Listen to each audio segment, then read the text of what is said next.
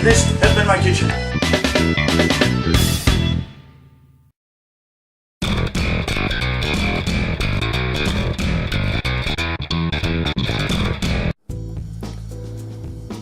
Today on the cooking show, I'm going to show you how to cook with alcohol. It's through cooking with it, I'm going to drink it. Actually, no. We are going to cook with alcohol today because we're making beer batter. We are making beer batter tilapia fillets. And we have 4 delicious, juicy tilapia fillets that we are going to be rinsing off in the sink. Make sure it's nice and clean. And since we are working with batter, we will need to pat these dry. You will need to make sure that your tilapia fillets, after they are rinsed, are very dry, because water mixed with batter will not mix very well. So you must make sure your fish steaks, your fish fillets are very dry. Keep that handy. Make sure that they are dry, top and bottom, and they are. Alright, so let's set these guys aside. Work on our other 2. You are very dry. Alright. Good. Now let's work on our other 2. It's always best to rinse off any meats that you are working with, because you never know where the meat has been. And if you saw the factory in which they make them in, you probably want to rinse them off anyway. But that's all a part of healthy cooking. Yeah, healthy cooking with beer. That's what I call healthy cooking. We're going to fortify ourselves with a little bit of alcohol. But don't worry, the alcohol will neutralize in the heating and cooking process, so you don't have to worry about getting drunk off of any of this. Okay, so now we have 4 very dry tilapia fillets. Thank you, paper towel, for doing your job. Now, comes time to make the batter. Okay, so first things first, instead of seasoning each individual fish, I figured just mix everything in with the flour and it should be just fine. What we're going to need to do, first of all, I want to grab 1 egg. And I want to take this time to first crack that first egg, and we only need 1 egg for this. So we got our little balloon whisk, and we're going to whip this egg until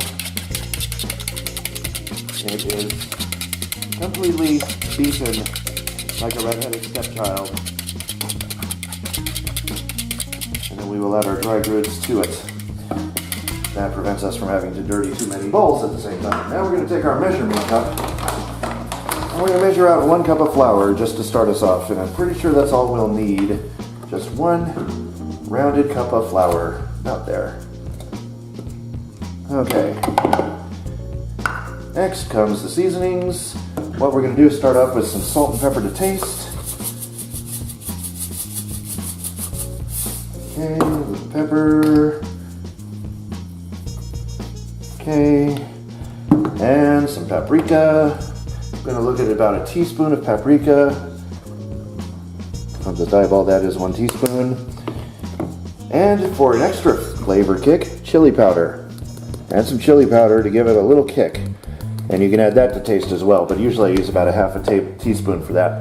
Now we're going to get our balloon whisk and whisk everything together. Make sure all of that is whisked all together, and incorporated perfectly with our egg. And there we go. Alright. Next, we're going to add 12 ounces of beer to 1 cup of flour.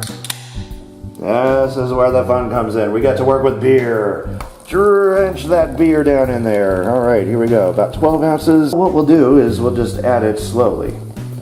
Usually it's about 12 ounces to 1 cup of flour ratio, but sometimes you want to play with it a bit to get the consistency you like, because some people prefer a runnier batter. Me, I love a thicker batter.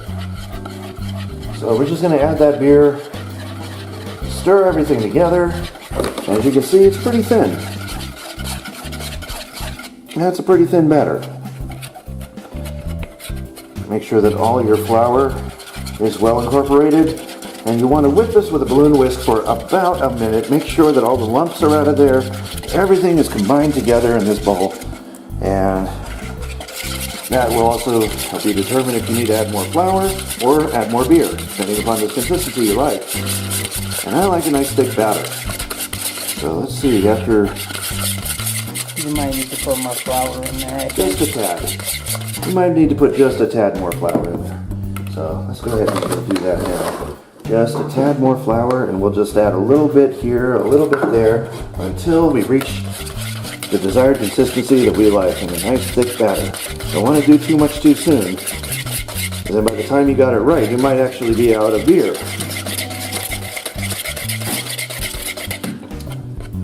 That's about the consistency I like, right about there. Okay. Let's set that aside. Now what we're going to do with our tilapia fillets is just sink it right down in there and get it all nice and coated with that beer batter. There we go. And then just pull it slowly up. There we go, nice and coated. Shake off any excess before it goes into our basket. And we're going to be using our deep fryer over here. Now you notice the basket is inside the oil. Now the basket needs to be inside the oil because we're not going to drop it down from the basket. We're going to drop the fish down straight into the oil, and the basket's going to catch it. So right into the fryer. There we go. And it's cooking straight away.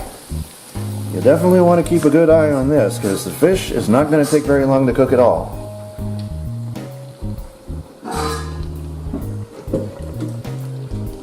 Here comes the number 2 fish. Right into the batter.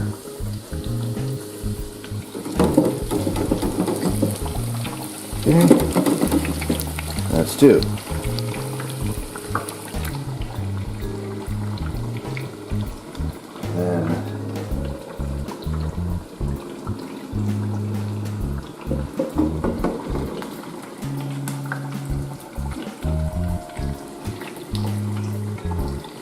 Number 3.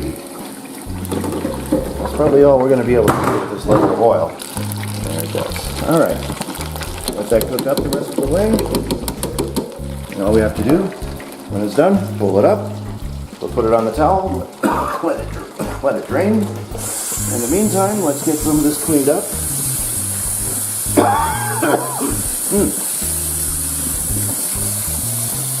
This is a measuring cup that we don't need anymore.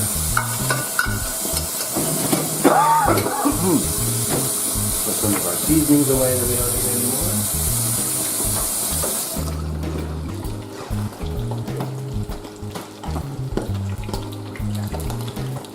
A little bit of batter on the pepper. Pepper away. And I think we got our glass, and I put the flour away too. We don't have to flour.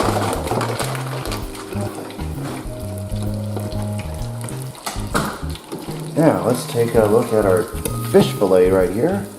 It looks beautiful. It smells delicious too. Alright, let's take a look at the underside of that. Looks pretty done. That looks pretty done to me. What do you think? It's beautiful, doesn't it? Mm-hmm. Nice and shiny with that beer. Okay, let's put that aside there. And this is the other half of the fish fillet right here. And some parts which may contain fish, I know it'll be crispy enough to be declared popcorn fish. And what we're going to do is grab all of these crunchies out of our basket.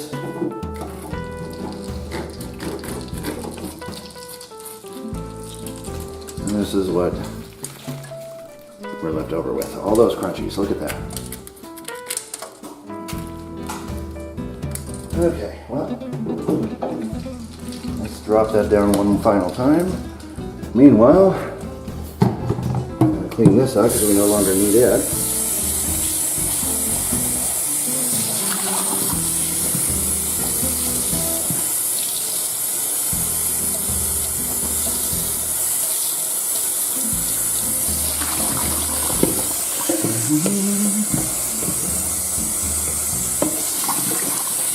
Yep.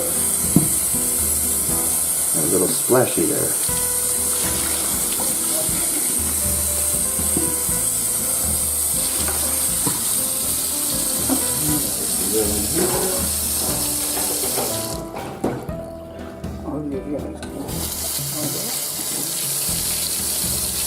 We're done with our whisk. Done with that.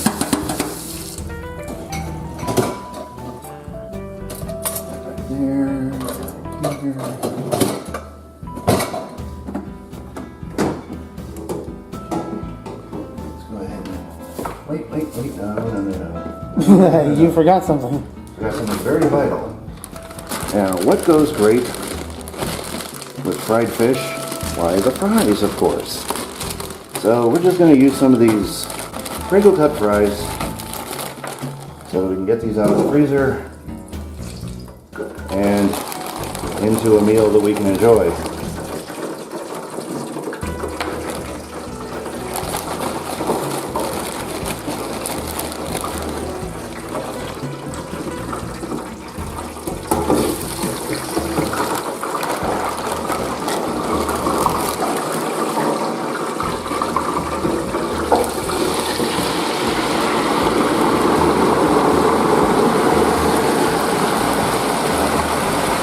There we go.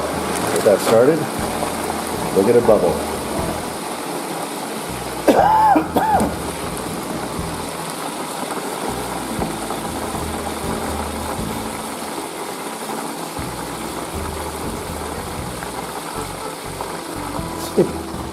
Nice and bubbly right now, huh?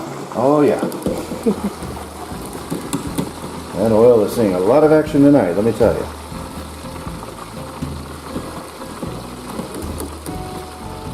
So we're going to let these fries cook for a bit, probably about a minute and a half.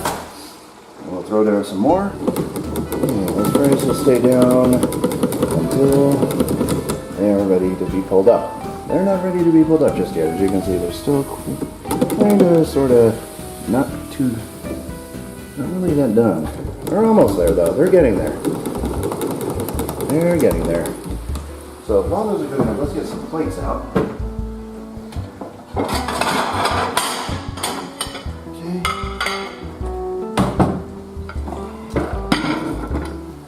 Meanwhile, let's see how many fries we do have left.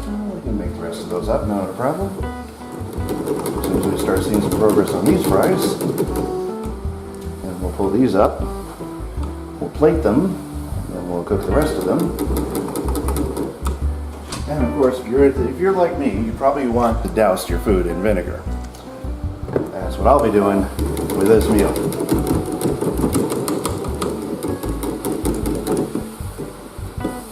All right, now our fries are starting to look good.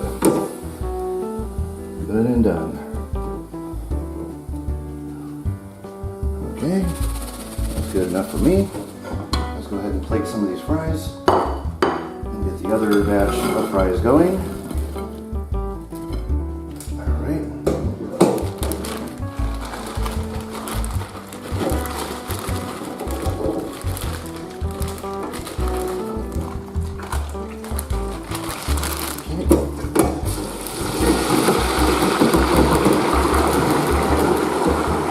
Get those started.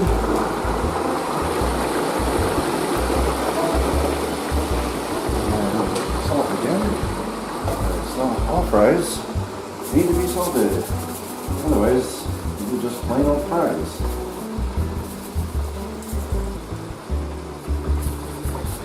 Okay. How did batter get on those? Okay.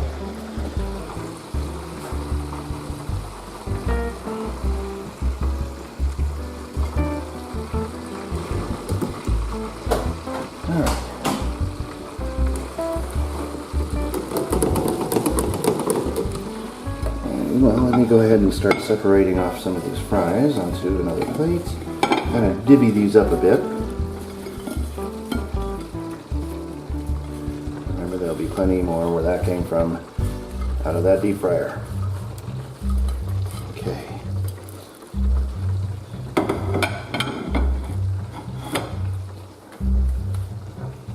Okay, so let me grab one of these guys. And one of these guys. Oh, it's still warm too. Okay.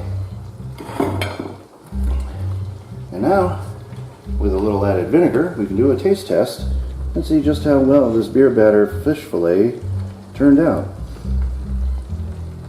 Now, you're probably not like me where you'll have to douse and drown your food in vinegar, but I love the vinegar.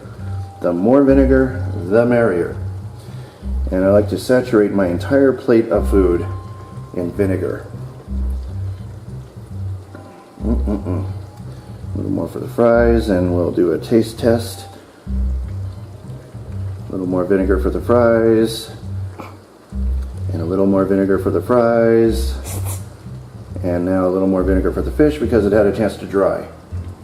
And a little more for this fish fillet too because I didn't get enough on you. There we go. Okay, now I think we got enough vinegar.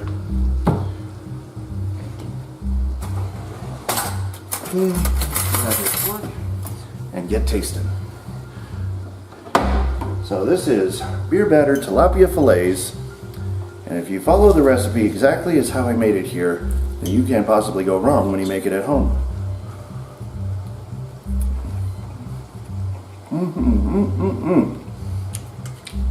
Fantastic.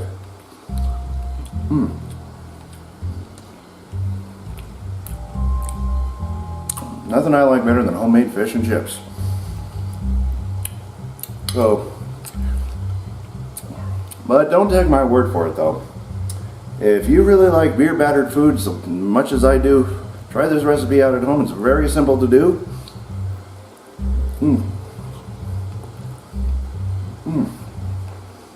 That is excellent.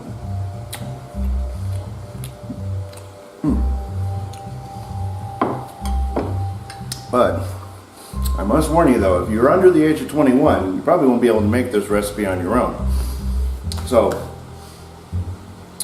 I don't recommend anybody under the age of 21 trying out this recipe and making it themselves because it involves alcohol. So always ask a parent or guardian to help with the alcohol part. But you could always make it without the beer and then just substitute the beer with water. Make a regular batter. But the beer really brings up the flavor and the consistency and the texture and the all-over goodness of this meal. You pretty much have to make it a beer batter.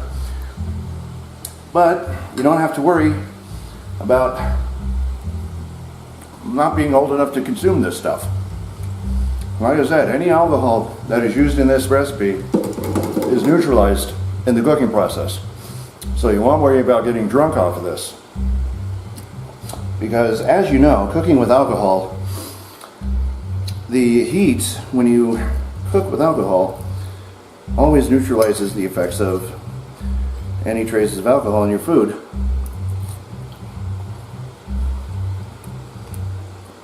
It basically like just burns it all away. So all you're left with is flavor. That goes the same for cooking sherry, cooking wine, anything with alcohol in it.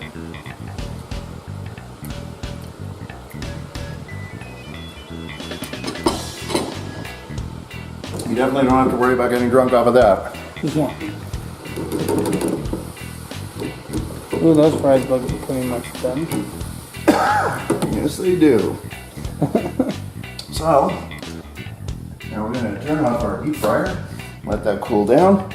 We'll serve up the rest of this food. And as far as we're concerned, you're cooking with SonicBlu. I believe that this turned out to be quite a successful meal indeed. But no, like I said, don't take my word for it. Try it at home and see how easy this recipe can be in the privacy of your own kitchen. And so, as always, thank you for tuning in.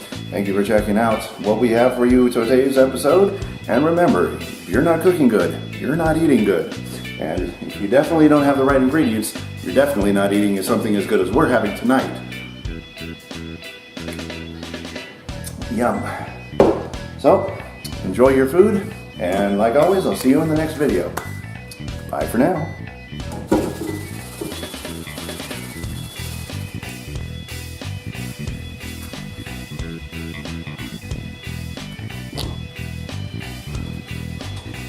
This is kind of funny. He's trying to hide.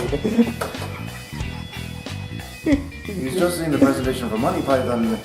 How not to be seen? Unfortunately, too bad he's not doing too good at not being seen. That's what happens when you don't carry camouflage. I got a big bush or something, you know. Just so you know, you will be in the blooper reel. While I'm doing that, I'm going to enjoy me a drink.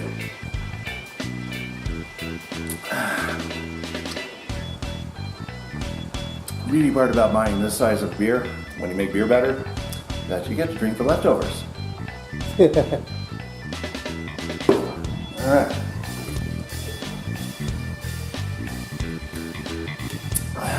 Yeah. It's recipes like this I cherish.